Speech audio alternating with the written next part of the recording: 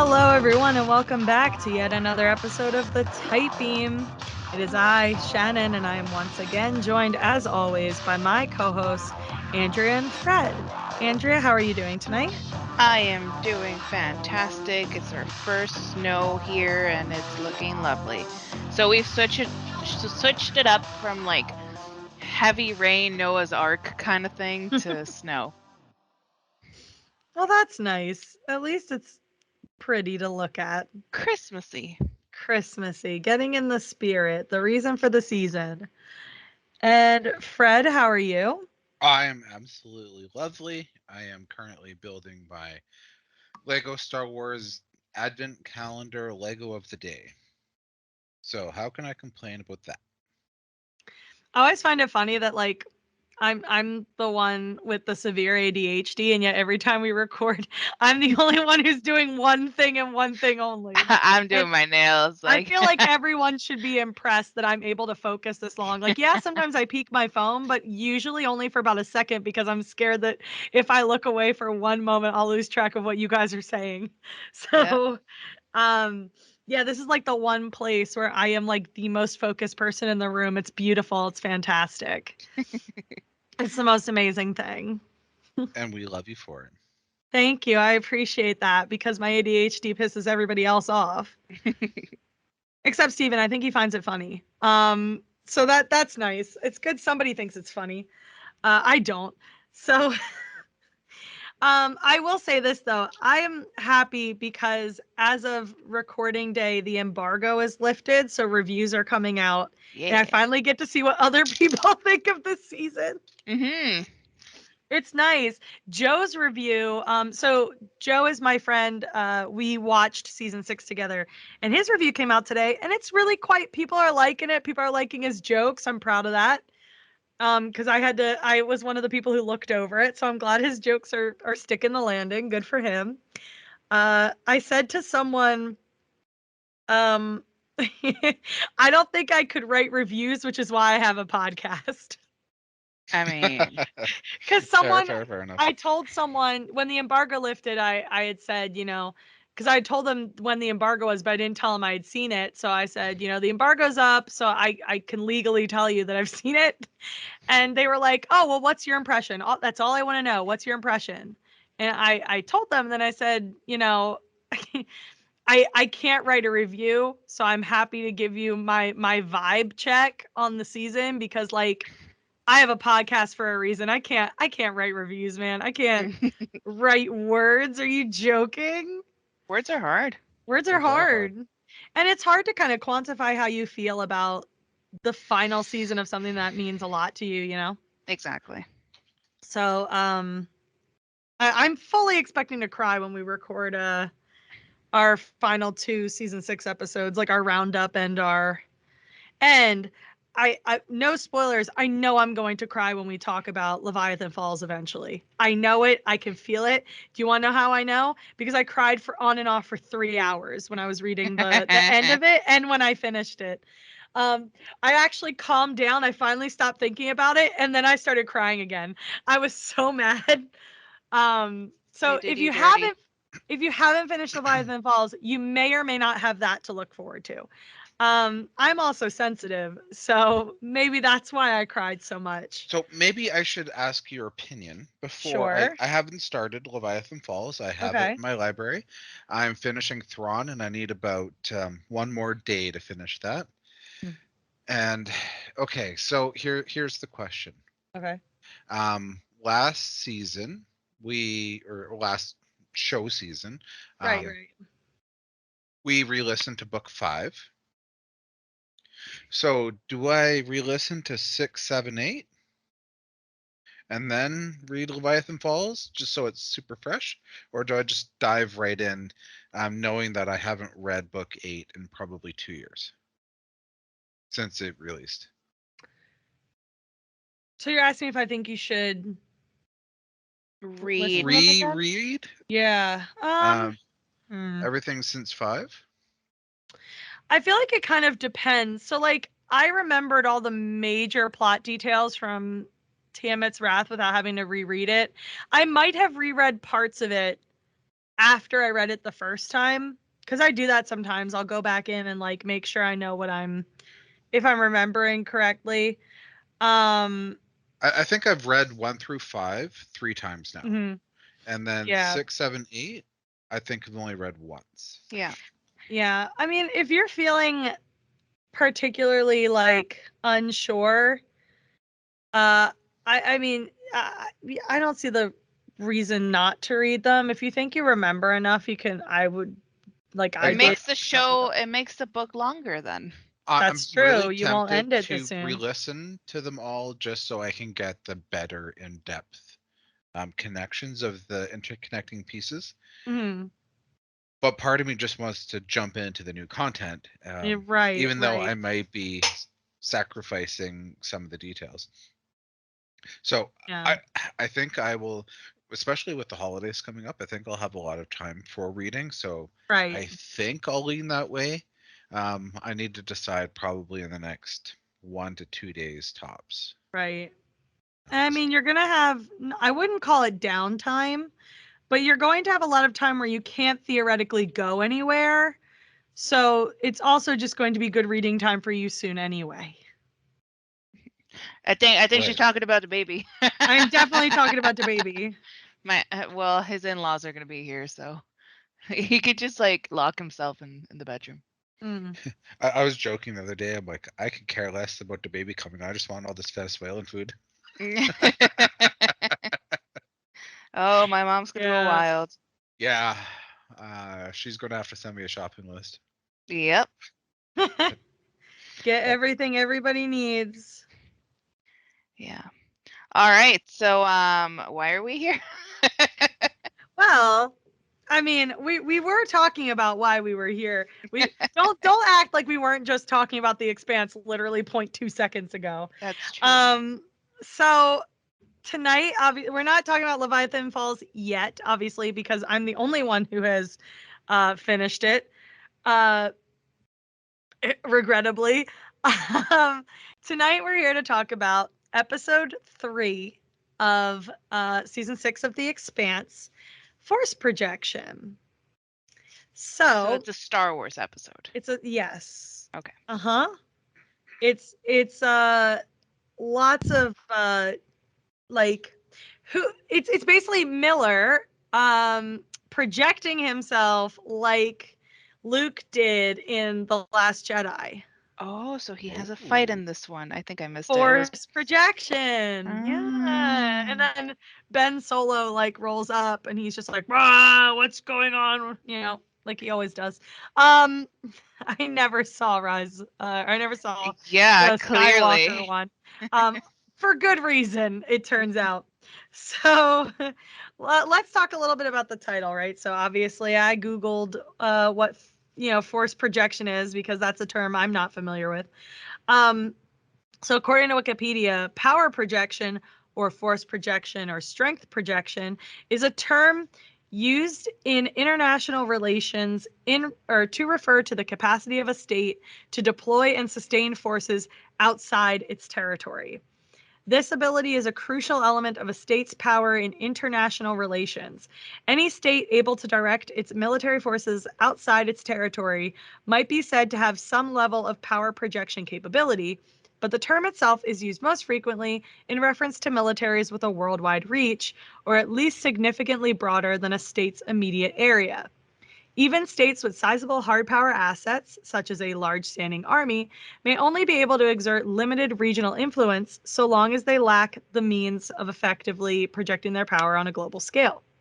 Generally, only a select few states are able to overcome the logistical difficulties inherent in the deployment and direction of a modern, mechanized military force. Wow, it's wild that I didn't stumble over more of that. Um, some additional facts. While traditional measures of power projection typically focus on hard power assets like tanks, soldiers, aircraft, naval vessels, etc., The developing theory of soft power notes that power projection does not necessarily have to involve the active use of military forces in combat. Assets for power projection can often serve dual uses, as the deployment of various countries' militaries during the humanitarian response to the 2004 Indian Ocean earthquake illustrates. The ability of a state to project its forces into an area may serve as an effective diplomatic lever, influencing the decision-making process and acting as a potential deterrent on other states' behavior.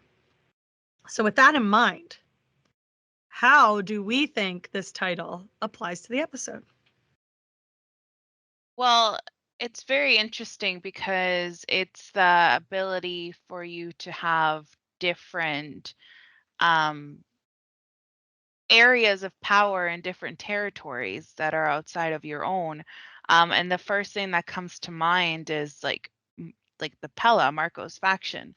That they and also Siri Station. I think those two are the ones that I think about the most, where we start at Ceres, but then all the Belters are everywhere else. And they're right now the biggest force and biggest threat to humanity, in particular Marcos. Mm. Marco, not Marcos. I saw that tweet and now I just that was a big yikes. That's very yeah. funny though. There's definitely like, you kind of have this whole idea of like, clearly Earth and Mars can project their forces, as we've seen for 6 seasons. Mhm. And then you also have, like in that last paragraph, being able to also offer humanitarian aid, which also happens in the episode on Ceres. So it's a really like, they really hit all sides of this idea of force projection. Or at least trying to, because Yeah. as we're going to be discussing, like Ceres is so hesitant Mhm. to allow the Earthers and the Martians to provide them with support. Oh, right, yeah, but at the same time, they're still like doing it, and Yeah. that's kind of force projection seems to apply more to the UNN, MCRN fleet than it Yeah. does to like the others, especially because it does fall in line with like first they're sending their forces to a place that's far from Earth and Mars to do an attack or whatever they're planning on doing. And then it turns into the idea of force projection as a diplomatic or humanitarian aid when they realize that Ceres is going to quickly become a humanitarian crisis and they want to ally themselves with Sandrani, the head of Ceres. Mhm. So it's kind of like they managed to kind of hit both sides of the definition of force projection, the basic definition of force projection. So When you were sometimes it's, reading the description of it, all I could yeah. think about was Marco suppressing the force projection of Mars and the Yep. uh, and Earth. And now that the Azure Dragon has been defeated and captured, they're going to be able to rely on and use that force projection to influence um, their needs in the belt. Yeah. All right. Anything else about force projections? So now let's get Just in. maybe a shout Oh, out to Obi-Wan. oh my God. This is not a Star Wars podcast. I don't care.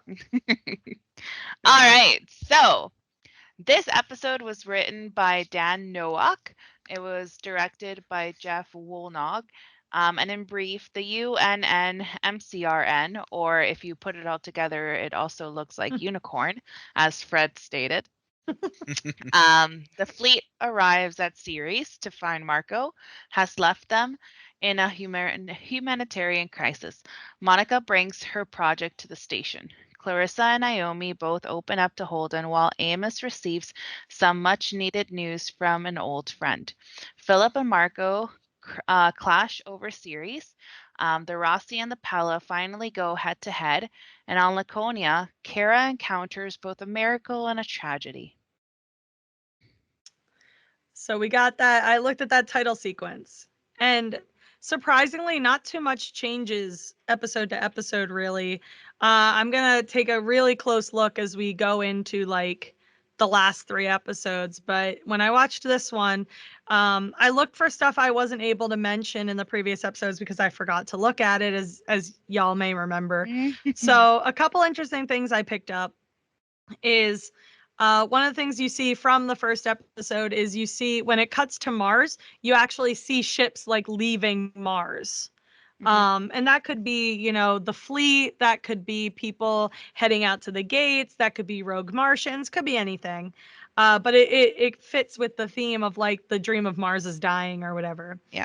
You also appear to see Ceres Station when it cuts to like the belt section. Like you can kind of see the shape of the docks in what appears to be Ceres Station. So I thought that was interesting. You can also see free Navy ships guarding the rings when it cuts to the ring section of the opening credits. And what I did notice as I watched these episodes was that, whatever is happening around the ring station progresses as the title sequence goes on. So hopefully we'll get more answers as to what that is, because we didn't really get any clear answers in this episode, but there are hints that there is definitely something happening in the ring space. There is activity. Mm-hmm. And we'll discuss that when we get to the Pella portion of our discussion. All right. So now let's get into the episode breakdown. Yes, so Ceres Station. The UNN MCRN fleet arrives at Ceres. At first, the station appears deserted and stripped of supplies. They find the dock workers gathered together, and Sandrani demands to speak with whomever is in charge. They and Avasarala speak, and she learns Marco only left enough food, water, and air for 3 weeks. The fleet is left in a difficult spot. Monica is given permission to report on the relief efforts, and wanders off to talk to a man as the soldiers hand out supplies. They notice she's missing just in time for explosions to begin rocking the docks. It's not a screen time heavy plot line, but it is juicy. Very sad Mm-hmm. that like these people put their trust in Marco Mm-hmm. and he strips them to nothing just Mm-hmm. to let them die. He is not in for the Belters. He's in it for himself. Mm-hmm. And it's just sad to see that because everybody trusted him and he just took everything from them. And I think that we do see that in history and like even probably today in like different areas where we have people promising things just so that they can have something or benefit from those people. And then once the means to an end are met, they just up and leave. Mm-hmm. We even see it later in the episode when Philip and Marco are talking about it, and Philip just is like, "We abandoned them," and Marco's like, "Yeah, they were just a stepping stone, basically. We don't care about them. They're not the Free Navy." Yeah, I have a lot to say about that, but I don't know. I want to gather my thoughts on that because I have a lot of interesting thoughts when I was watching that discussion. Those notes are in a different part of my notebook. Yeah, like from that moment when he was standing on a soapbox saying that the Ceres Station is the gem, the jewel. Mm-hmm. the jewel of the belt, and not 2 episodes later it is. Yeah.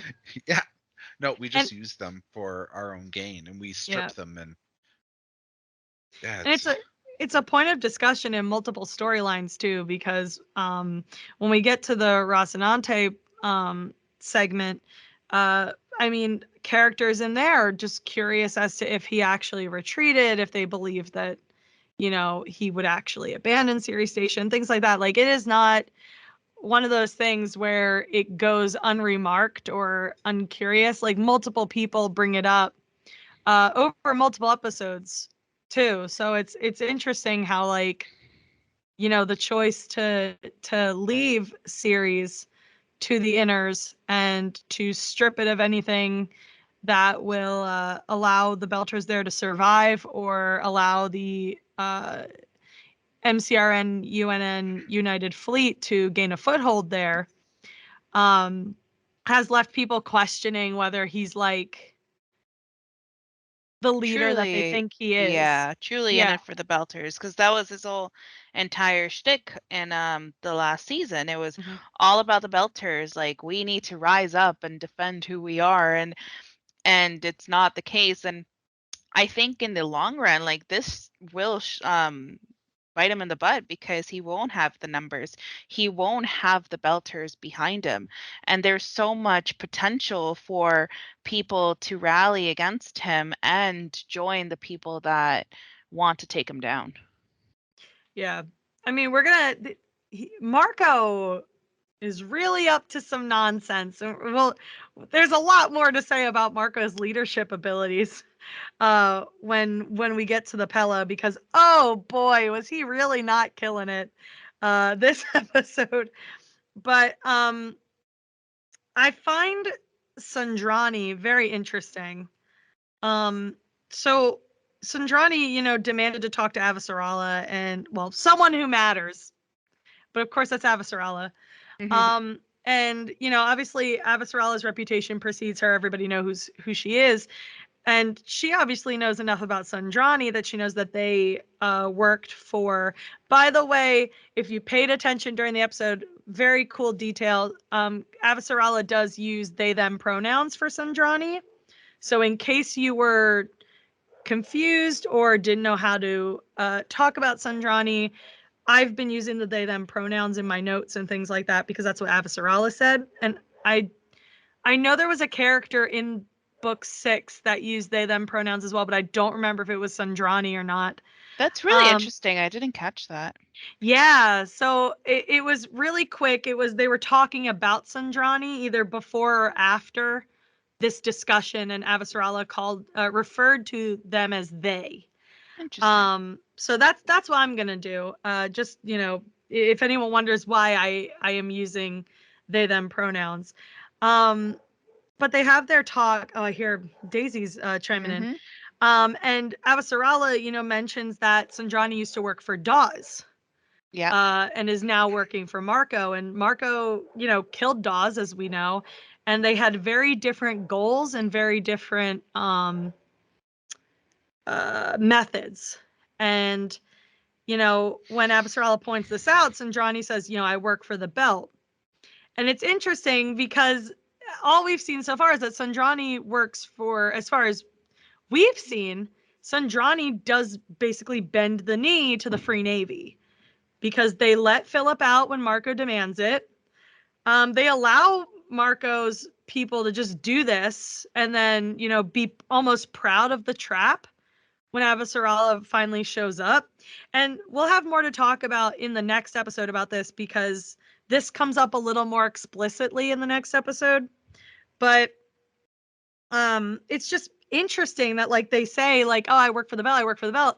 But when you watch the previous couple of episodes and their attitude here when facing down Avasarala, it's very clear that they're still working for Marco, basically. Because I would like to think that if you cared about Belters and you cared about the Belters of your station, you wouldn't allow Marco and Aros to put you in a humanitarian crisis unless you believe that it's more important to inconvenience the fleet than it is to help your people. Yeah. So Sandrani comes off as very ingenuine in this whole thing. They do say, you're not going to encounter any resistance. We're going to let you do your thing, but we only have enough food, air, and water for 3 weeks. It's Yeah, like, but why would you ever let Marco do that? who knows what Promises. Like, what Marco promised her, right? yeah. He could have said, we're going to strip you down to 3 weeks of food and water and air, and we're going to go store it elsewhere. Because when the UN and the MCRN navies come, we don't want them to use and take that away from you. So Marco could have positioned that as, we're going to store it somewhere else, keep it safe, but he probably didn't tell them where it was Yeah. in case they were, captured or interrogated. Or promised them that in 3 weeks they would have everything figured out Yeah. and we'll Guarantee give it back to you. he was playing them like a fiddle. Oh, absolutely. Yeah. I will say, I really like the discussion that they had though, where like they're trying to figure out how best to deal with the situation. And obviously the military guys are like, let's just round them up. Let's just, you know, police state or whatever. And Avatar was like, we can't be seen on the feeds Yeah. rounding belters up like cattle.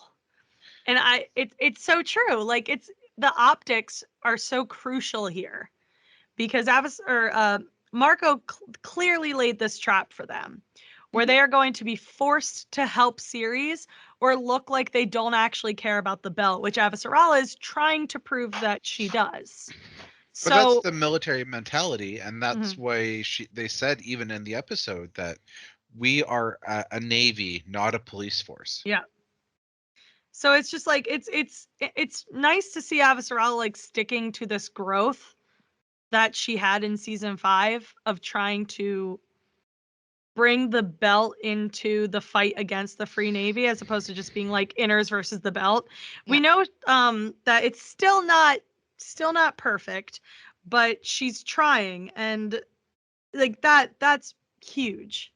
And we kind of even see it. I'm gonna loop back to this first scene because there was a throwback in it that I really like, but I was trying to stay on this thread. We do see later, like, yeah, the MCRN soldiers and the UNN soldiers are participating in humanitarian like relief. They're giving out food, they're giving out supplies. They're using a translator app to speak I was Langbelta. gonna mention that. Yeah, I Yep. thought it was really cool because, like, Yeah. you see the guy trying to practice and Mhm. figure out how to say specific things. So, Yeah. I mean, they're trying their best. And it's juxtaposed with Monica being fluent in Langbelta and Yeah. talking to a Belter man in Langbelta. I also loved when she caught that MCRN guy like, didn't we come here to shoot these people? And Yeah. the UN guy's just like, asshole. Yeah, because Yeah. she's I recording. love that. I thought that was so funny because, like, even though they're working together, they still have this little rivalry where he's just like, yeah, bro, you can't say that in front of them. Yep. And on camera, that's rude. But one thing I liked in that first scene, first of all, that Carino is back, who was the captain of the Hammurabi, if I'm remembering correctly. Um, which, that's season 3? Yeah, I Season think so. 3, yes. So it's nice to see that they brought Carino back, but what I really thought was nice, this season has a lot of throwbacks to season 1 specifically, which you would expect. It's a final season. And there's a moment where, Carino demands that MCRN interrogate Sandrani. That they be the ones to do it. And Yeah. Avasarala is like, no, no, no, I don't want to see any torture, blah, blah, blah. And Carino says, we don't need to rely on violence or whatever. And if you think back to season 1, we've seen Yeah. Martian interrogations in season 1 and season 2, and they Oh, just yeah. have the drugs where they can just watch you for signs of lying. Well, and we've seen Avasarala's interrogations too. And how like really inhumane they were when it came to Belters. So I think that it's really interesting to see how far she's come. Yeah. Like Yeah. she doesn't want to do it, and it's just I just thought it was nice to like cuz remember the cat and CQB were two of the most beloved episodes of the show. And so to have this little and there's more throwbacks to those episodes in this episode. Yeah. So I just thought it was really nice. It was nice to see. Rip So Ched. That's all I have to say. Rip Shed, remember the Donager. Uh but yeah, GG. yeah. So as we know at the end of this arc, um there are explosions on Ceres. And that's where the episode kind of ends for that arc. So we don't really get any answers, but basically, things start blowing up Yep. on Ceres. So it's only going to get worse. Who did it? Who did it? Yeah. Who did it? Like, is it an accident? Like, that's going to be the question going into the next episode. And also, how will this affect the already really fragile peace and the really fragile relief efforts. Yeah. On series. Yeah, And without speaking to what's coming in the next episode, which we at this point we know what's happening, but it really feels like in this moment that it is either extremist belters that want the Earthers and the Martians to leave, or it is something else that we're not sure. Maybe there's dissidents amongst the UN and the Martians that just want to hurt belters. Maybe there's Marco's people are still on the station and they're trying to just sow more dissent between the remaining Belter faction and the Inners. Yeah. The saddest part was seeing the series docks and seeing the one frigate get blown off the docks and like blown towards the other frigate. And I was like, oh no, not the baby Rossies. Oh no. I was very sad. I was very scared for them and the people, but I was like, no, the baby Rossies. Yikes. Yeah, the baby Rossies. All right. So we're getting off Series Station and hopping on to Drummer's little faction. So Drummer and Walker discuss their plans as Micho watches the news feeds on Earth. Pastor Anna discusses the issues with water and food, which is really awesome to see her back, leading Joseph to comment that that is what the Belters face. They begin fighting as Micho believes no one should live as the Belters were forced to do, but a look from Drummer quiets them both.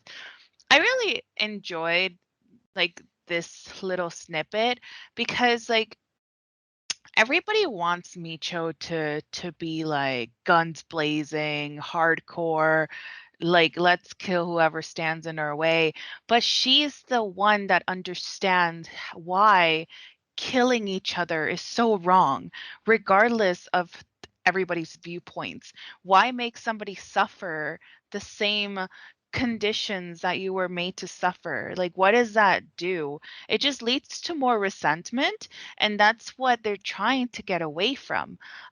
So I really have started to enjoy Micho just because yeah, she's overly sensitive, but she does have a strong head on her shoulders. And I like that. And it was nice to see Anna back on screen to call back to season 4, right? So 3. 3, yes. So I really, really enjoyed this. And we do see that there is some tension between just the whole entire family that I don't really think Drummer sees it the way that she does either. I just want to quickly apologize to listeners and my co-host. I realized I had the wrong mic hooked up the entire time. So if my audio is bad, I love you and I'm sorry. So I also really enjoyed this. You know, last season Micho was one like the main member of the family and crew that objected to joining Marco because she objected to the violence and the attack on Earth. That she didn't believe that doing to Earth what Earth did to the Belt was good. She says to Joseph, like, you know, we're killing their children, we're starving them, we're poisoning them.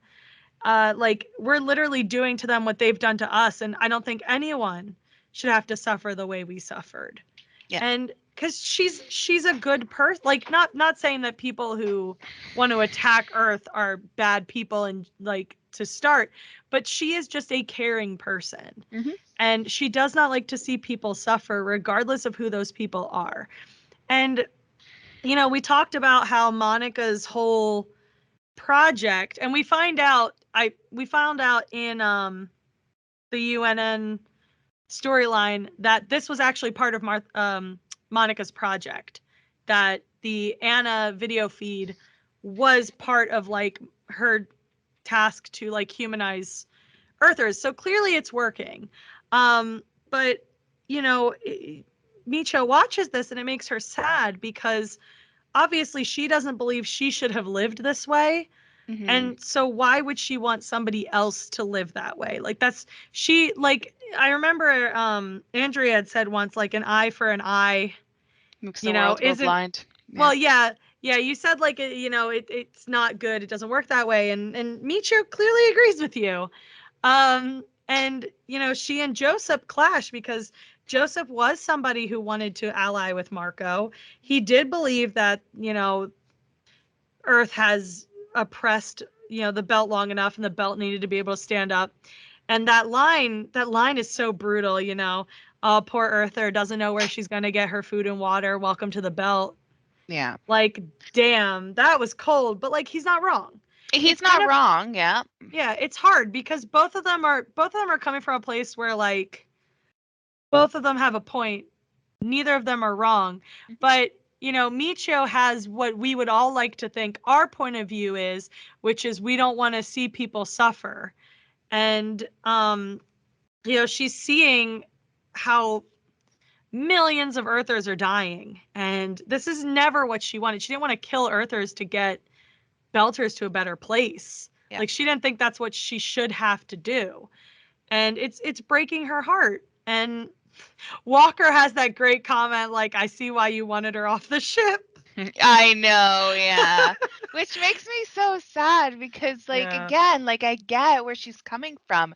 And you don't need to shut off your like emotions and your moral compass to get what you want. And I think that that's what a lot of people do when they're faced with trying to kind of like avenge like their countries or in this case like their, I guess, factions. They strip themselves away from their moral compass, and that's not right because you only become as bad as the person that inflicted pain at the beginning. Well, even if you look on Earth conflicts in the last 100 years, you would recognize your opponent as insults to try to dehumanize them. Yeah. So when you're marketing the victories and whatnot, you're not tying it to personal injury. You're tying it to your victory against who. I'm not going to say any insults, but these Right. people. So it's. Yeah, it's interesting. Michio keeps it humanized, and that's why she hurts, and that's why she feels that way. And the rest of the people on the ship aren't humanizing them; they're just seeing them as inners or earthers as a general. Yeah. And I am impressed that Joseph and Michio, like, when they're, given the signal that the fighting is inappropriate, they are able to stop their fighting and just go, like, difference of opinion. Like, Right. they love each other enough that while they know they don't agree, if fighting about it is inappropriate, they're gonna stop. Sorry, there's a doggy face in the camera, and it's very cute. Oh, she's dancing, she's waving. Oh, we're having a deep conversation, and the dog wants to be a part of it.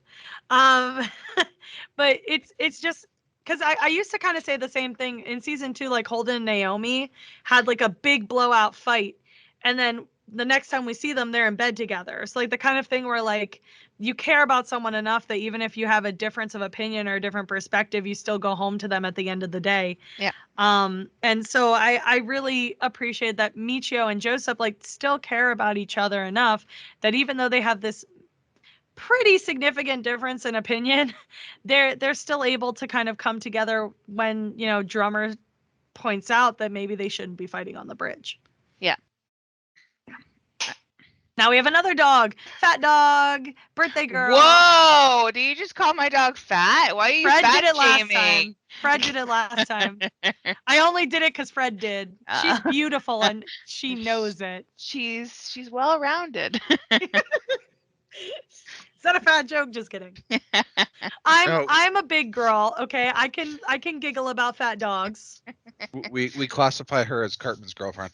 Oh my god. Fred, do you have anything else to say? You were kind of quiet because you were playing with dogs, so I want to make sure if you had anything you wanted to talk about. No, and I think this goes back to that point that I was just trying to make. That I really appreciate that Michio is humanizing the conflict, and she's able to put aside her feelings and her anger towards Drummer, towards Joseph, and they can still maintain the relationship even though they have difference of opinion. I really like this family aspect that they have on their ship, and I think it's fantastic and a whole nother way of appreciating the show. Yeah. Alrighty, let's All get right. to the real nitty gritty that we've been meat. the real stuff that we've been dying to talk about. So let's jump over to the Pella. Philip watches the news feeds covering Marco's supposed abandonment of Ceres, a researcher killed on Ganymede suspected of being a spy, and clashes between Free Navy supporters and protesters. He's concerned with what they're saying, as well as the fact that they abandoned Ceres to the Inners, but Marco is not as concerned, and goes as far as saying the Ceres Belters are not the same as they are. He uses them as a tool to inconvenience the Inners, rather than as his people. They come across a ship, and when Marco realizes it's the Rocinante, orders them to attack, seeing it as an opportunity. When they ultimately lose the fight, he's criticized by Philip, who says that Marco's drive to unnecessarily kill Holden is blinding him to their mission. After banishing Philip from Ops, he receives news that a delivery from Laconia is en route to Medina. So as you can tell, we're kind of going to save the juicy fight stuff for the Rocinante discussion. But oh boy, was there a lot of meat in this one, boys. It just makes me hate Marco even more. He's such a punk. Yeah. So it's very interesting because when Philip is watching the feed, that's when he starts to realize what his father did. And you see a picture of one of the graffiti pictures in series, and over top of it, you see the coward written on it, which is so interesting because Marco has been this man who wants to be hailed as a king. And you do start seeing that Sirius doesn't see him that way. And Philip, when he was in Sirius, he fed on that. He fed on the fact that his father was so grand and so charismatic, and it's stripped away. So now he is a little bit ashamed at the very beginning of his father. He's killed his friend. He has been fighting um for somebody that now is not as respected in the belt. And it's super interesting that how things have turned, but in the end the manipulation that Philip has already been through is going to drive him back to his father because he does not have another place to run. The Well, it's word interesting. coward comes up a lot too. Yes. This It arc. really does. And not Philip, Marco is an actor, and he needs to keep reiterating the persona of himself as Marco for people to believe it. Once he stops and he leaves series, for example, that facade just crumbles away and people see him for who he truly is. And that's where the cowardice comes from. Yep. There's even like specifically a part where when Philip first goes to Marco, he says, like they're calling us cowards, and and Marco asks him, "Why do you care what dissidents think?" Because anybody who criticizes Marco, regardless of what side they're on, I guess, is now a dissident. Like this episode really kind of opens up the question of whether Marco actually cares about his cause. From the gamut of the fact that he abandoned Ceres after calling it, the new capital, how he doesn't even think the Belters who are from Ceres are Belters like he is. Like he sees them as a different class of Belter because they grew up on his station. He prioritizes killing Holden for no reason over literally anything else. And oh boy, I cannot wait to talk about that one because that's a whole lot of stuff measuring going on right there. But the fact that like Marco is now branding anyone who criticizes him as a dissident as opposed to his people, he's just making it more obvious that it isn't about fighting for the belt. It's about him. 100%. Yeah. And it makes not only the audience wonder, but Philip wonder. if it's always been like that, if he ever actually cared about the cause, because he's certainly not acting like it. And even like Rosenfeld calls him out on his nonsense at times. So like everybody's pointing it out, like his speech. So for those of you wondering what I mean by he doesn't see series belters as the same class, this is specifically what he says to Philip. It speaks well of you that you care about them, but the Belters on Ceres are not like us. Generation after generation, they slaved for the inners, accommodating their needs instead of fighting for ours, caring more about their own comforts than the future of the Belt. You and I were meant to be out here in the darkness, in the fight.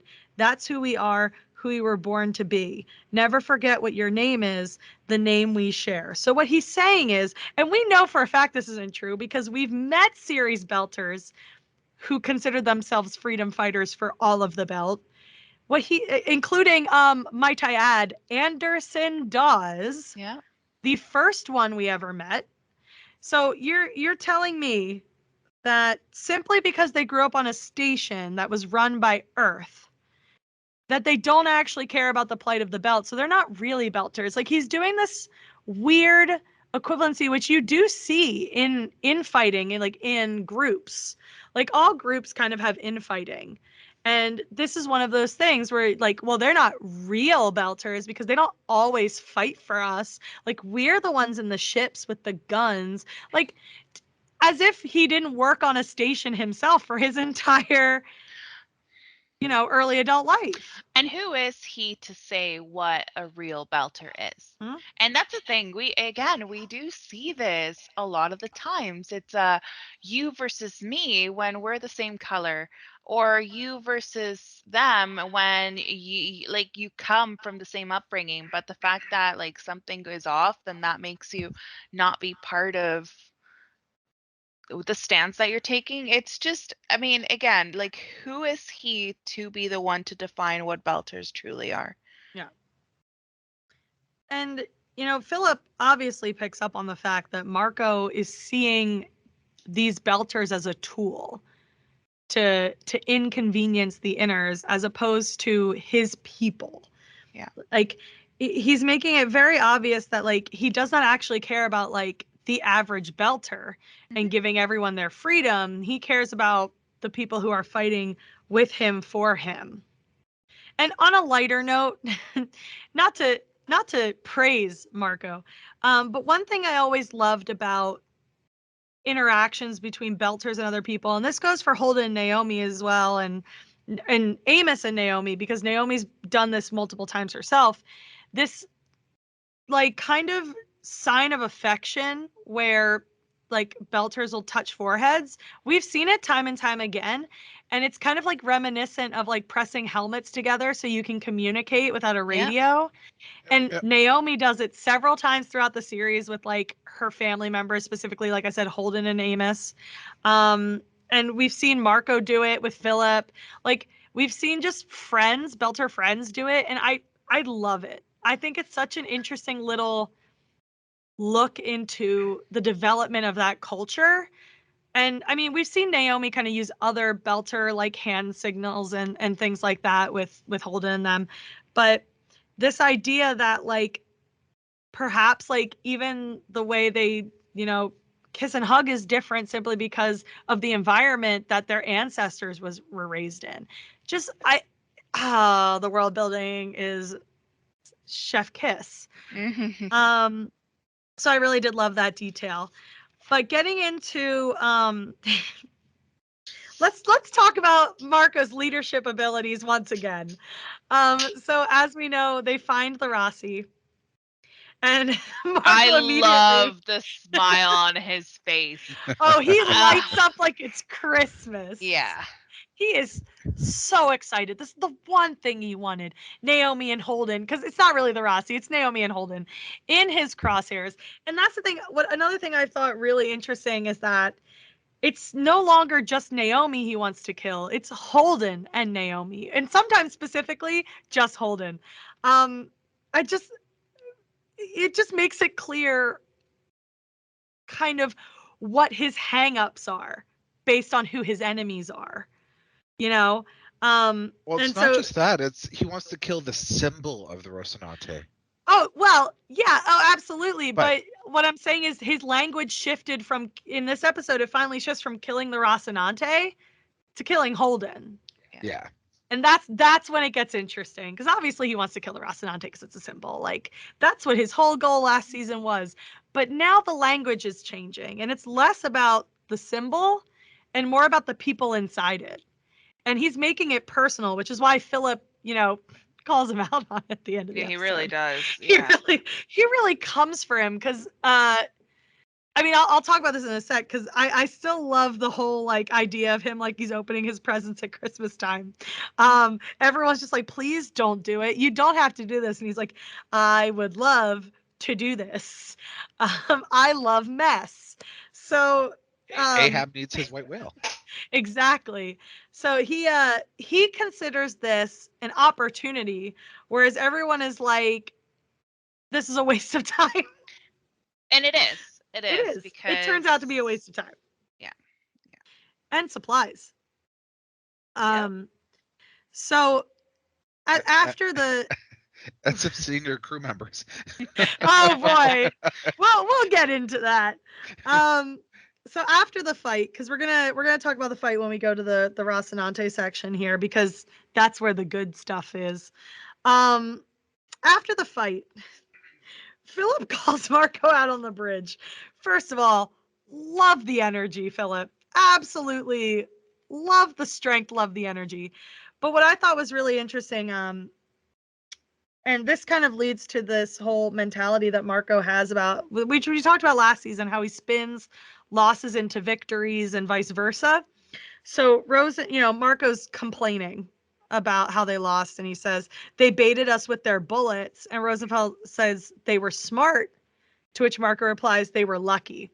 So it's Mm-hmm. interesting. It's interesting how all of a sudden they're lucky, not him. They are because he lost. It wasn't because they were smart. It wasn't because they figured out what he was doing. It was because they were lucky. Because Yeah, no he will one's never smarter than he will Marco. exactly. He will never admit that he almost killed his crew and himself. Yep. And he does also fire his pilot in the same breath. He's Yep. just like, yo, get me somebody who's actually going to do the job. So Philip calls him out. Well, first of all, it starts with Marco once again, as always, blaming Philip for his failures. To which Philip is just like, no, you failed. Which was, Yeah, I was like, oh, "Oh no." He said that in front of the crew. my He breath caught when he said that. Daddy's going to give you a spanking. Wow. So, we already saw that Philip is willing to tell Marco to focus on the mission. He did it last season when Marco wanted to go after the Rossi. But he says, first of all, Marco calls Philip a coward. So we come back again to, using the word coward. But Philip says specifically, and this is what I thought was really interesting because he gets cut off. And I want to know what you guys think he was going to say. Philip says to him, we didn't need to kill James Holden. That was your pride. That was you who wanted to kill the man, and that's when he gets cut off. Who effed my mother. That's what I think it is. I think he was about to say either the man Naomi loves or the man Naomi left you for. Yeah. Because Marco keeps acting like Naomi left Holden for him, which is absolutely not true. And it happened in the book too. He would tell people, like, he convinced Philip that Naomi left him for Holden. And Naomi literally sits there like, that doesn't make any sense. I didn't meet Holden for several years after this. So Philip knows exactly what the problem is. It has nothing to do with wanting to take out the Rocinante anymore.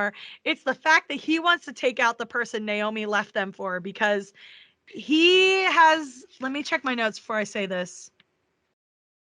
Well, while Well, you're I looking can't talk about it yet. I can't talk about it yet. So go ahead, Andrea. No, well, what I was going to say is that it's one of those conquests that he was never able to fully conquer. Like Yeah. it's that thing that got away and he he really would rather see her dead than be happy with somebody else because that was his possession for so long.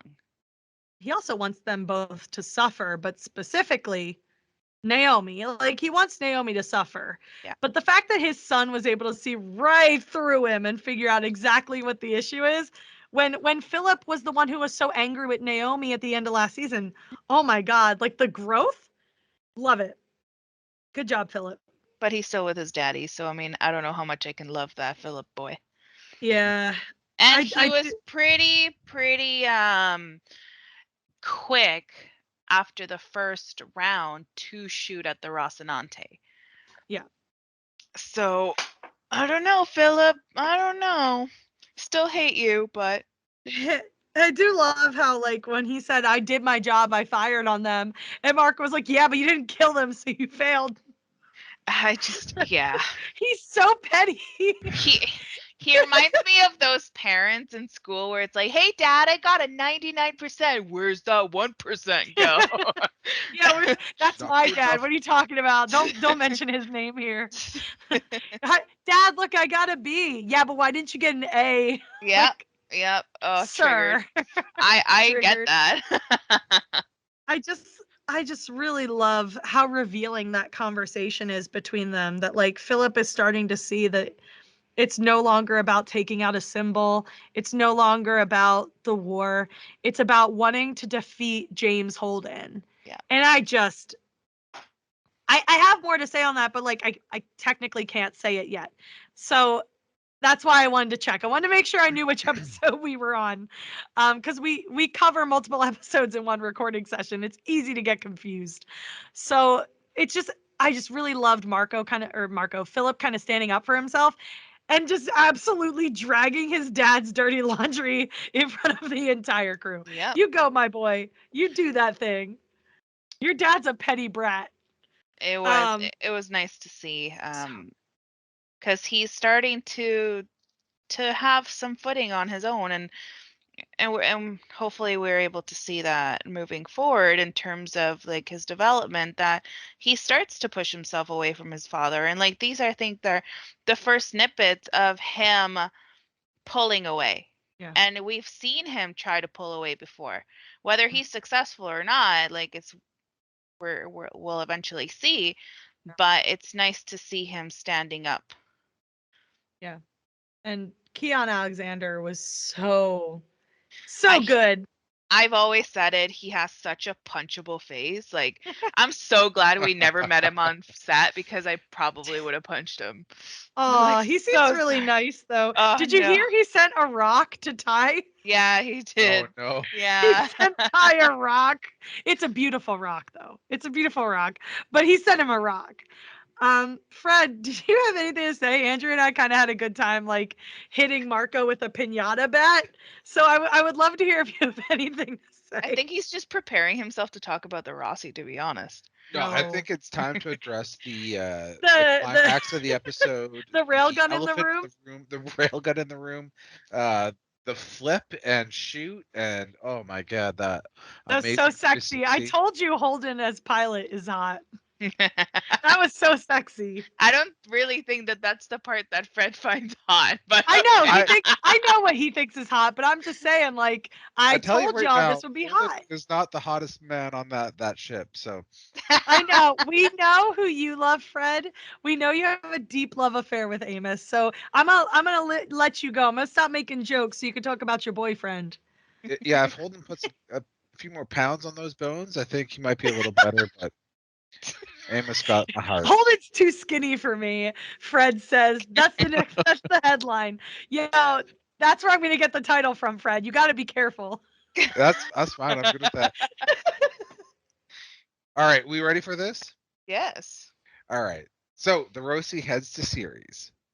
When Holden entrusts the watch to Clarissa so he can get some rest, she opens up to him about her wanting to kill and disgrace him, as we also get to her killing Ren. Holden assures her that she is not the only one with regrets, and she takes the watch. Meanwhile, Amos takes talks Sorry. Meanwhile, Amos tells Bobby about Ceres and all of its great noodles, bars, and brothels. Holden checks on Naomi, who tells him why she froze up during the mission. He asks her to help him go through the data from the rings, and she sees that he's giving her something she can distract herself with. Later, Amos and Bobby are working in the machine shop when he receives encrypted data involving increasing food yields that will help the Earth and the Belt. Yay, Prax. It comes with a message from Prax, who is risking his safety to get this data to somebody who could put it to use, and he trusts Amos to get it there. Amos sends it to Avasarala. Naomi wakes Holden to tell him that she's figured it out, and they're interrupted when the Rosie picks up the Pella. Holden tries to use the railgun to take them out, but only succeeds in damaging one ship before Marco picks up how to dodge the attacks. Bobby and Holden bait them into PDC rounds instead, disabling the Pella. Holden calls Marco to give him a chance to surrender, but instead Marco refuses and makes sure he and Naomi can see Philip behind him. Bobby fires a torpedo at the Pella, but Holden disables it before it can detonate, sparing Philip and the Pella. I don't think it's really sparing Philip and the Pella. It's sparing Holden's murder of Naomi's son. Well, we'll get there. We'll get But there. we'll get there. Remember, like There's it's like a I'm not lot the here. only one getting confused here. There's a lot going on here. There's a lot Okay. going on here. So, I just realized something while you were reading that, by the way. What? Do you want to know now or do you want to wait? Because it's kind of nasty. We're going to get to hit Marco with a pinata bat again. That's fine. So I just realized while you were reading that, right? So before the fight starts, Marco specifically turns to Philip and he says, I want you at fire control. Now, where would fire control put him? Next to behind Marco. him, yeah. I think Marco knew that Naomi or Holden was probably going to try and call him. And so, and because he specifically shifts out of the way so Holden can see Philip behind him. Oh yeah. So he definitely did that on purpose. He Marco is definitely did that on righteous. purpose. And Marco is not righteous. Marco knows Holden is righteous Yeah. and won't just kill them without an offer of surrender. Unlike everybody else on the Rossi. They're like, He's just straight up, shoot the he's bastard. straight up using his kid as a human shield. What a punk. Just Anyway, go over the corpse, go up and down, and call Holden it a would moment. never Marco, and you know it, you piece of crap. Anyway, go ahead, Andrew. I cut you off. Oh, because I was no, like, no, that's fine. my mind was blown. I think that like the very first thing that we should talk about before we get into like the big parts of the Rocinante story is the message from Prax.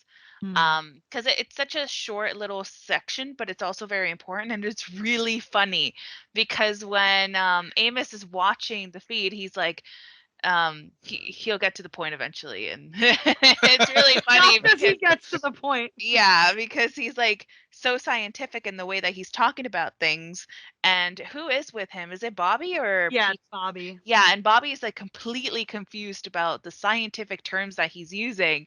And it's really nice to just see how down to earth the relationship between Prax and Amos is. Because it's a friendship that you would never expect, and he's able to read Prax like in such a natural way. It's like, yeah, just wait, he'll get to the point eventually. Yeah. I enjoyed that interaction, and again, it's such a nice callback to season 2. And just we're getting so many callbacks, so many characters coming back, and it's so nice to see. Speaking of characters coming back and callbacks, I really loved that scene with Holden and Clarissa. Like, he's like, take the watch. I'm really tired. I need a nap. She's like, hey, do you want to know why I wanted to kill you or why I got my mods? And he's just straight up like staring at her like, No, I sure don't. But I really liked, her kind of working through like her, like, you know how, I mean, I'm Catholic and, well, I was raised Catholic, I should say. And like, there's this whole idea of, I forget the word. It starts with an R. Redemption? Not redemption. It's because it's not something somebody else gives you. It's something you do to get redemption. I just can't find the word. Repent. Repentance. Repentance. Yes, repentance. So it almost feels like she's trying to, give her repentance to Holden, like telling Confession. him, Yeah. yeah, her confession of like, here's what I did and here's why I don't like using my mods. And she tells him about Ren. And I really think that it's interesting that she chooses to talk about this with Holden. Um, because Holden, I think he's always seen as like the person to go to for like not absolution, but he's a good person. And so I think a lot of people like kind of turn to him in their darker moments in the hopes that maybe like he won't judge them or something. But Holden is not great at judging people he likes or wants to like. And so like I thought it was really sweet of him to kind of just smile at her and be like, everybody has something they regret. And Well, you're in good company.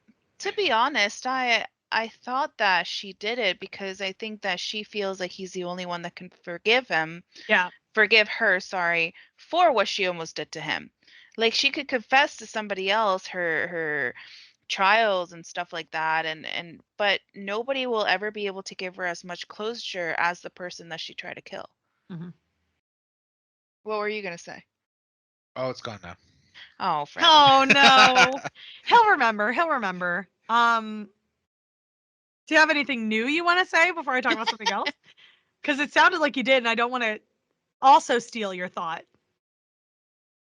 No, what I was trying to get to was just that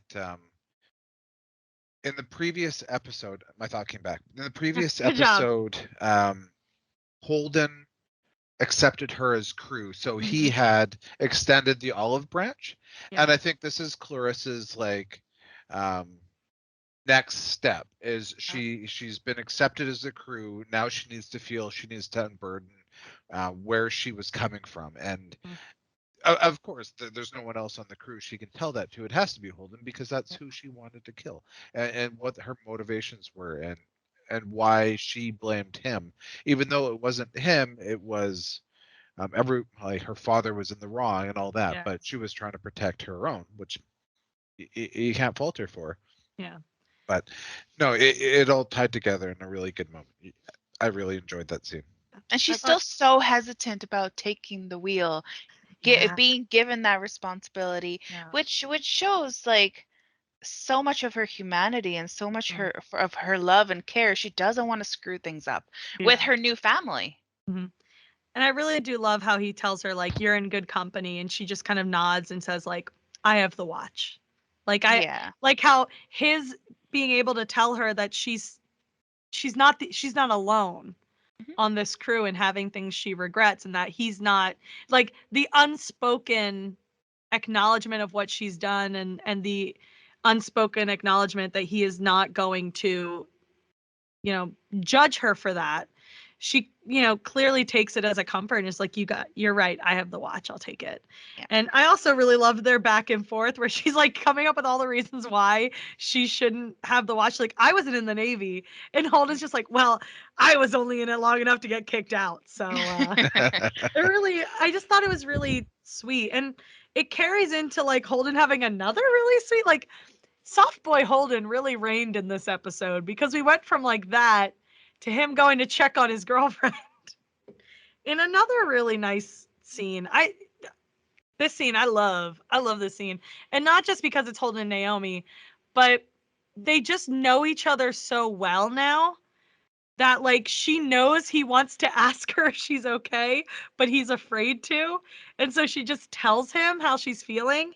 And I also love that little interaction where he's like, well, would you be embarrassed for me? And she's like, no, because you do that enough for yourself. Um, but I also really love that he includes her in his worries about the Barkeith and everything.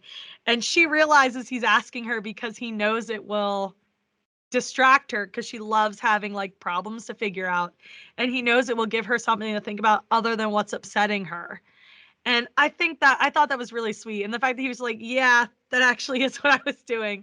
Yeah. It's just really nice. It's nice to kind of see them finally be here.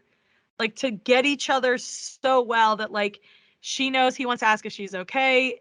he knows that she wants to find something to kind of put her mind to work, and she knows that he wants to do it was a really nice kind of back and forth. And I especially love when she had to wake him up and he was just like, I'm awake. No, you weren't. Don't lie. You were dead asleep. But it was I just thought it was really nice to kind of Holden's been so stressed out. It's nice to kind of see scenes where he gets to like be chill, be the one guy who's like he's doing the work of trying to keep the crew together, but in a way that just feels a little bit more natural because there's no conflict. It's just him being him. And I love that. It's nice to see. And I love seeing Naomi kind of like happy. Because I hate how unhappy she always is. Yeah, she has been through quite a bit. So it's good to see her loved. Oh, Fred wants to do it. They're being shot at. The pellet is shooting at the roast. Go. He is here. Marco is here. He's shooting. The pellet is shooting at the roast. You want to take the lead, Fred? You were very excited about this. No, I just want to open up the conversation. No, I want you to talk about it. We know you're excited about this. We want to hear your thoughts. Okay, so my favorite moment of this whole thing was obviously the battle scenes and the Rosie doing his 360 railgun shot. I think they did 4 shots? And each time that thing spun and shot was, oh man, they took out that first ship on the first pass and just like, I was just like, yo. And really, that one shot that took out one ship actually took out 2 ships because the other one stopped. And Marco's like, we don't need them. We can do it on our own. And he orders Philip to fire again. And they fired 16 shots, I think I counted, between the 3 volleys. And all of them were defeated by the PDCs. And then Bobby's final moment of firing missiles, the PDCs, and the railgun all at once, just there was nowhere for them to go. It was a greatly choreographed scene. It was sexy to watch the Rossi do her flips. Oh, it was hot. I love how Marco is like, the Rossi's not a threat. And Holden's just like, watch this. He just like takes out one ship on the first go. It's so funny. Marco's such a brat. Give me fire control. Here you go. Yes. Like, it was just really cool. And I really loved too how you watch Bobby and Holden figure out what's going on. Like, you watch Bobby figure it out, and then when it dawns on Holden as well, it's just everything about that scene was great. Every single thing about it. And it also, was nice. Go ahead. Oh, I was gonna say that it's nice to also see Bobby in control and showing her Martian military combat training.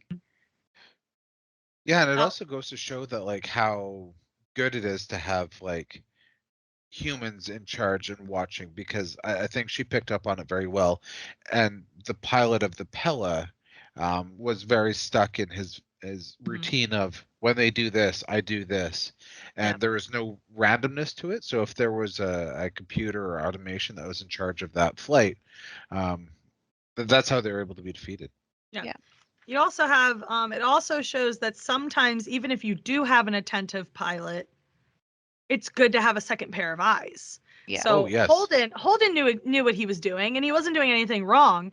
He was doing everything right, but he wasn't able to pick up on the fact that the Pella figured out the sequence of events that was going to happen before a railgun shot. So Bobby clearly saw that Holden could not, figure that part out. And so she came up with his second set of eyes. And as soon as she noticed it, Holden picked up on it. Oh, even Holden said it is like, we are too far away from them and they can watch us do the spin and shoot, and they have lots of time to move. Yeah. And that's when Bobby said, we have to give them another distraction. Yeah. Just it was so nice to see them work together. I love teamwork. I love, first of all, again, I know Holden said he got kicked out, but he was exaggerating. It's nice to see someone who has like Earth military training working with someone who has Martian military training and like actually taking out a target together, and like there's no kind of ego between them about it. Yeah. And it's so cool because we've already seen, like, in season 3, we had that incredible scene where Holden came up with this really wacky wonky strategy to save the Razorback that had Alex just absolutely mind boggled. And now we have these two incredibly smart people who are able to do really awesome things in a ship or in combat situations, working together to do something really awesome. It was just so cool. I was so excited. I was like, this is the hottest thing I've ever seen. What a Well, beautiful day to be bisexual. I'm pretty sure that Holden was in Martian military combat gear. Mhm. Bobby obviously was, but Naomi was in UN gear. I'm Mhm. not sure if you caught that on her helmet. I did, yeah. It's just really interesting how it all kind of ties together. I actually saw that and was wondering if the UNN stuff is on there now because they are technically working for the UNN. I think they're just getting supplies wherever they can get it, to be True, honest. true. Because, like, I'm pretty, that looked like her original helmet, just with a new branding on it. I'd have to go back and look and see what her helmet before this season looked like. See if it had like PNK or something on it, something cute like that. So there's another elephant within the elephant. Oh wait, before I talk about the elephant in the room, I'm surprised you didn't talk about that scene with Amos and Clarissa, where she's like, "We're gonna fix it while we're fighting." He's like, "That's the job, Peaches." He's so excited. He's like, "Let's risk our lives." We're going outside. Like, Clarissa is absolutely terrified. Like, she has killed so many people, and the second they have to fix the ship in the middle of a fight, she's terrified. Absolutely loved that moment. It was so funny. And Amos is just so excited. Amos is just high on the adrenaline of the moment. It doesn't matter. Like, It does he not could matter. die here and be happy. And we know he wants to kill Marco real bad. Yeah. Because in the first episode, we had him getting mad at Holden for worrying about a different problem.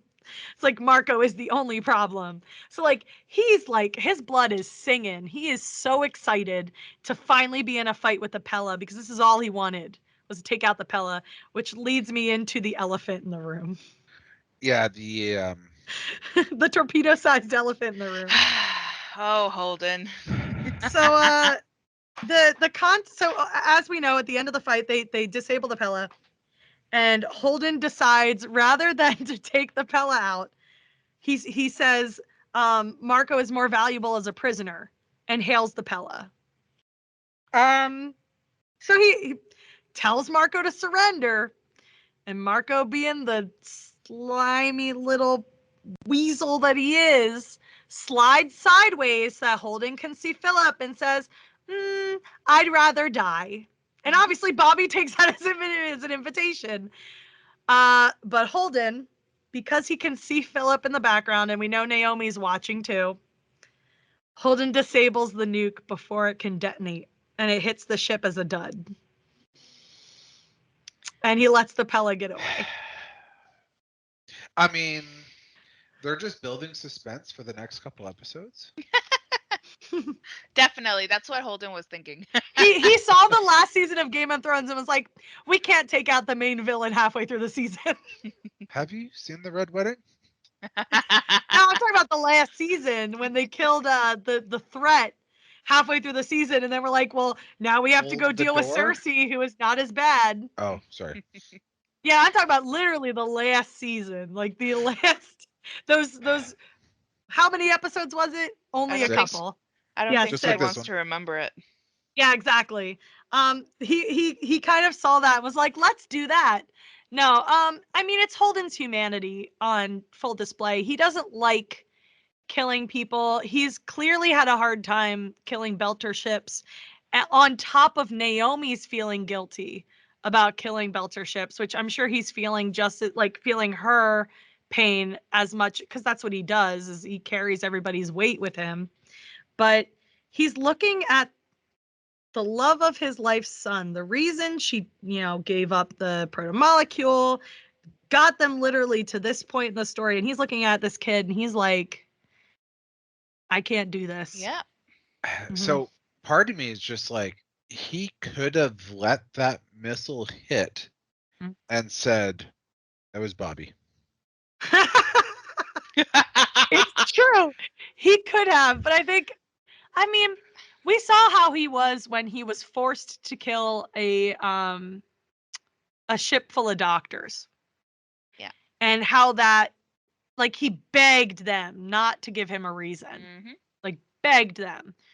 And I think when he is faced with the choice, I think he's always going to try and save people. And I think he probably still thinks Philip is worth saving, but I just, the fact that it's so Holden that he looks at this kid and It's not out of you know, character. it's not out of character. And No. here's the other issue. They cast a kid who looks so much like both Keon Alexander and Dominique Tipper. So you got to ask yourself, does he see Naomi when he looks at Philip? Yeah. Of course he Like, does. so, you know, it's Holden. It's quintessentially Holden. And it's easy if you want Marco to die to be angry with him about this choice. And everybody's angry that the missile didn't go off, which is why he's like awkwardly staring at his deauthorization code the whole time. But we've been with this guy. We know, like, he's always going to choose to, if he has a choice, he's not going to kill anybody. And I'm interested to see what happens, what the consequences of this choice are. I'm just surprised he didn't own up to it immediately Oh because yeah. how dumb does he have to be to think that no one's going to catch on to his Mhm. antics? I'm sure. Well, we all know. So, as someone who has bad impulse issues, let me tell you, the thoughts about consequences come later.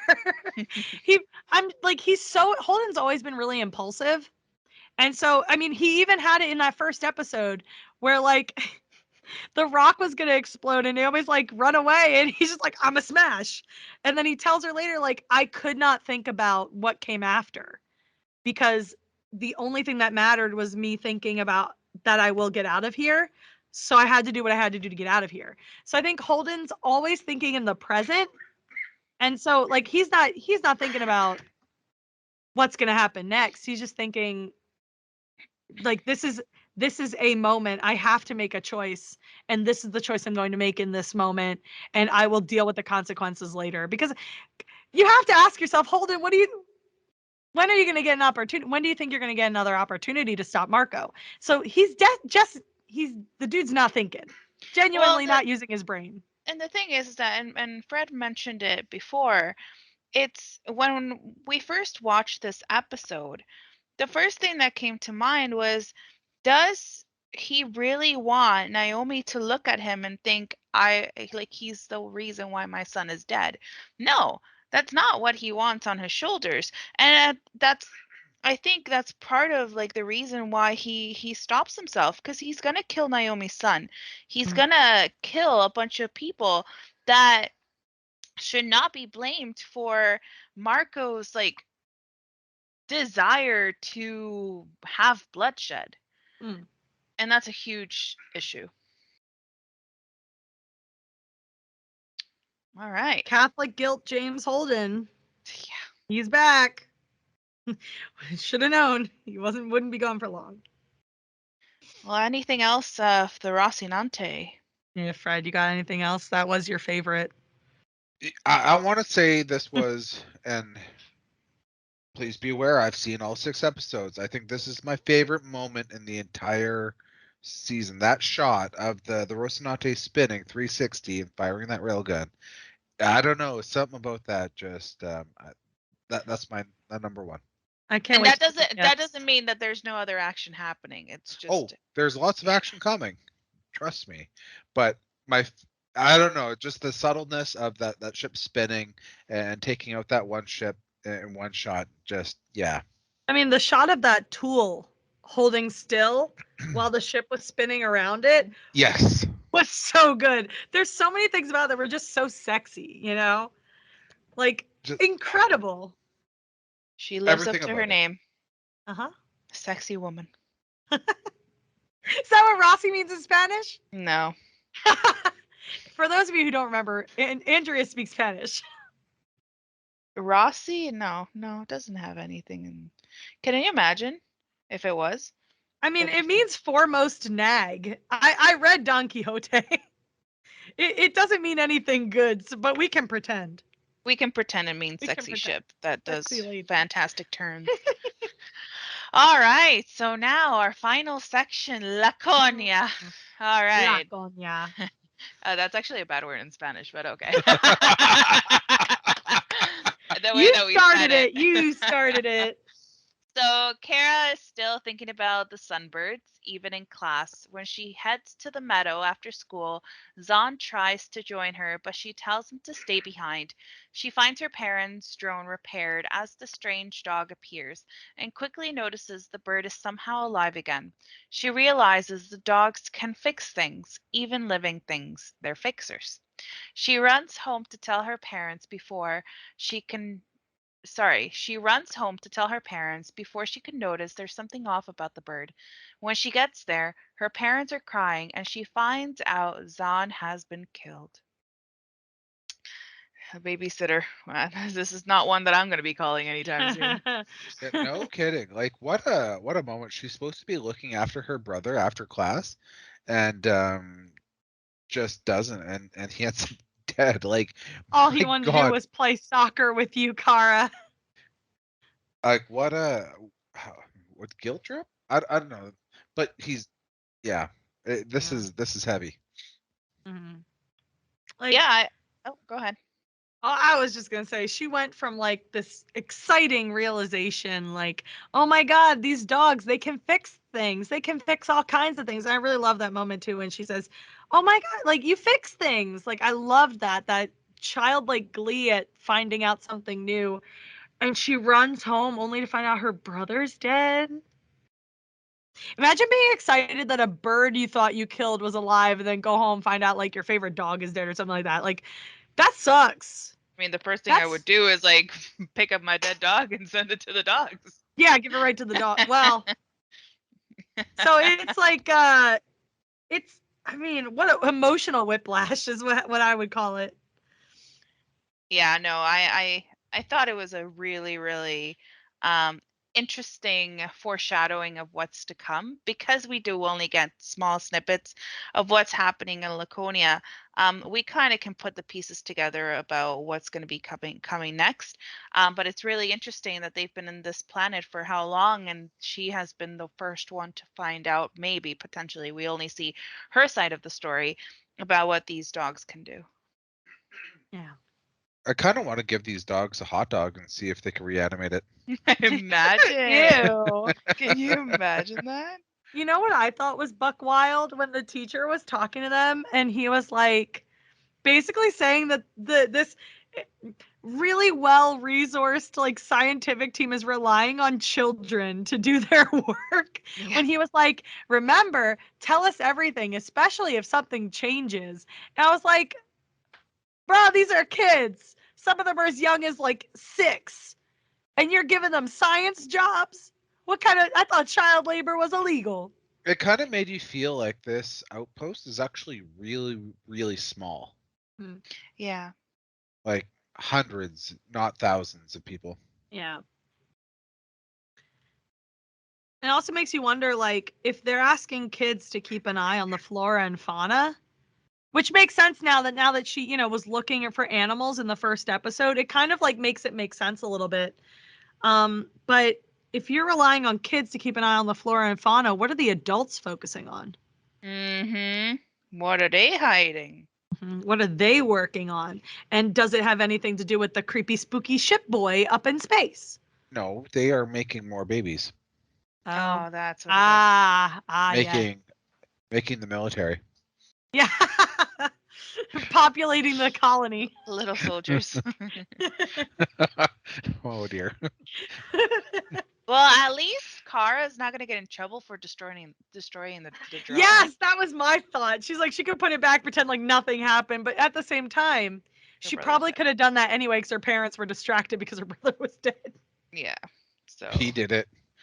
Jeez. Oh no, that's he wouldn't dark. be able to say anything. Or will he? Oh, dun dun Oh. dun. All Oh, right. here, doggy doggies.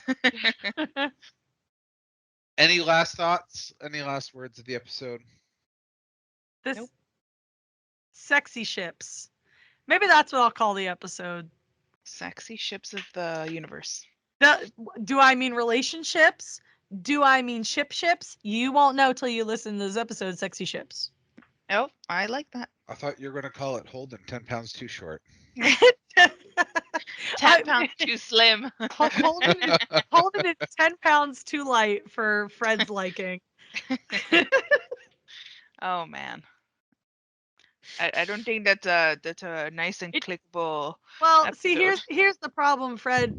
As Bobby and Amos have told us, the food's bad, so Holden's not going to be gaining weight anytime soon. This is true. There's no Wendy's. No Wendy's. Love how you went right for the Wendy's. I was going to say there's no fly Spicy through. nugs. Holden can't get the 8-piece spicy nugs. The chicken nuggies.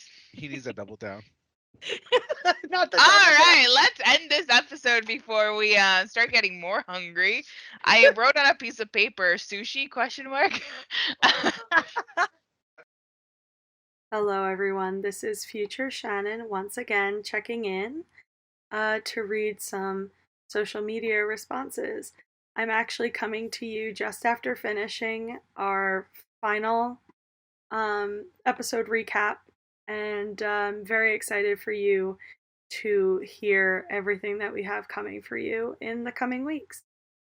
So last week we asked you to let us know what your favorite moments of episode 302 as your dragon were, so that we can include it in our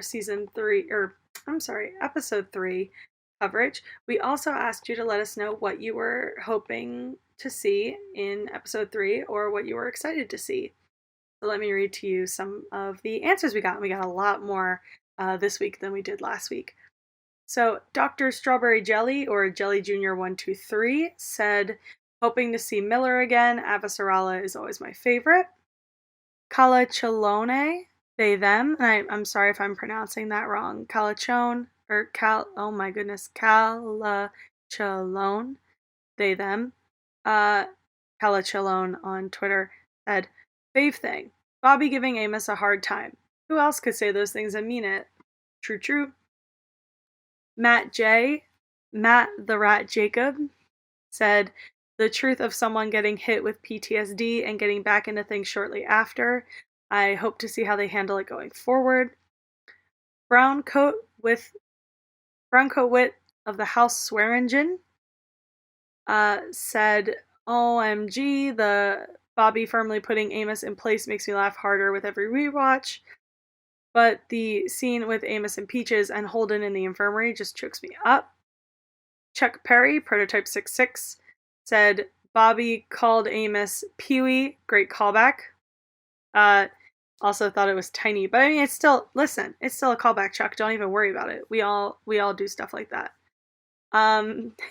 Disposo the Clown said, this episode intimidated me sexually. Glad to hear it. Every episode does that at this point. Black Sky Noon Midnight on Twitter says, Bobby making that epic landing, Avasarala guilt-tripping Monica, and Philip coming to terms with killing his best friend, Owen Marco's top knot, and the Poppy 17 said, yes, his top knot man bun made it. Belter Girl, ma'am, you never got back to me. She said, know what? I'm just going to have to watch yet again to properly formulate a couple of questions. Be right back. Still waiting. I'll see you next week. Chucky, Alexandria Boy, Virginia, VA, not Virginia, but VA, said, favorite part of 602, and it was a gif of Clarissa saying that's the first time he said it was part of the crew.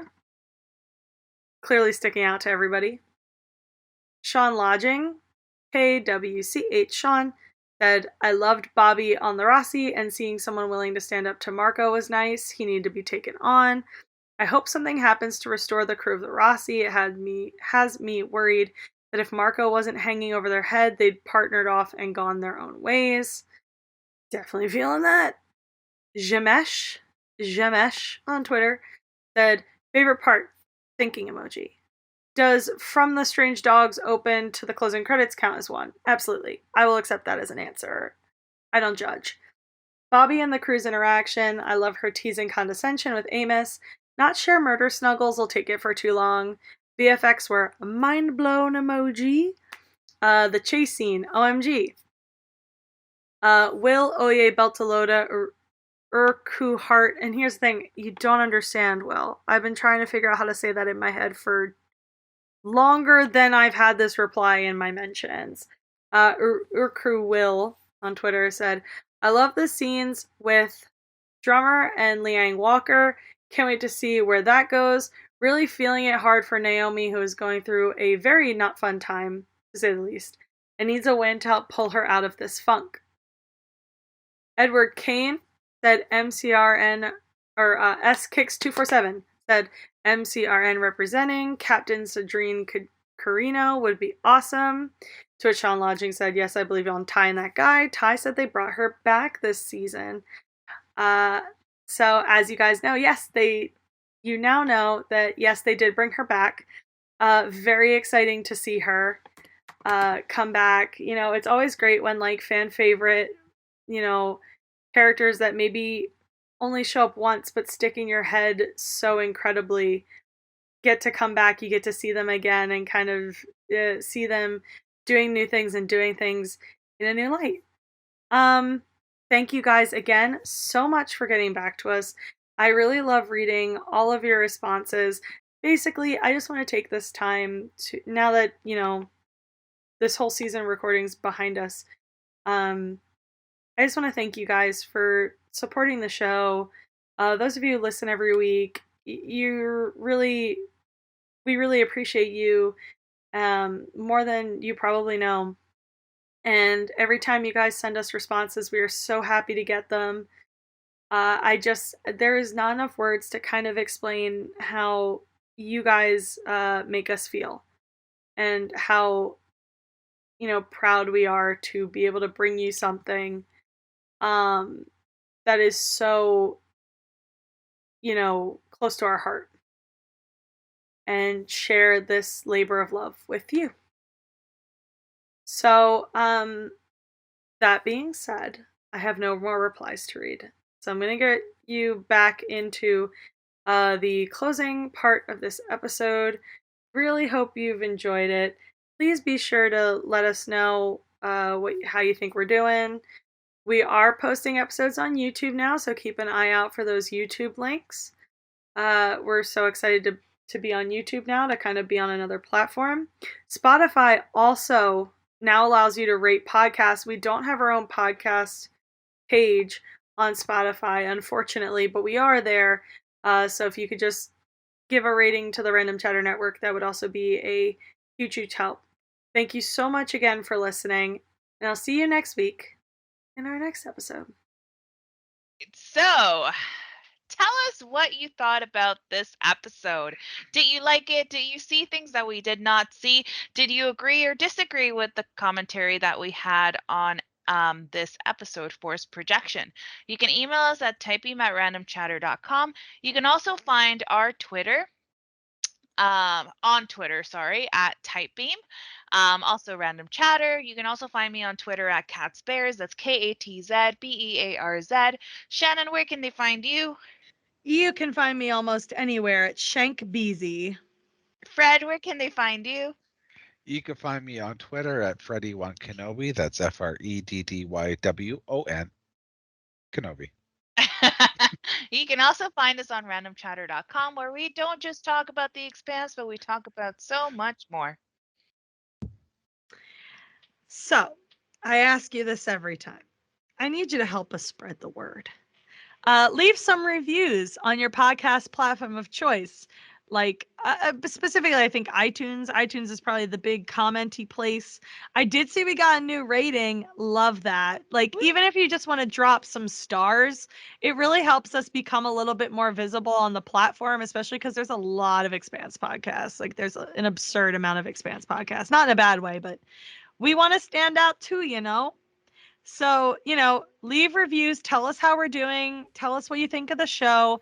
Because can absolutely use that to improve upon our show, and you want that as much as we do. You can also share us on social media. I post all the new episodes on Twitter.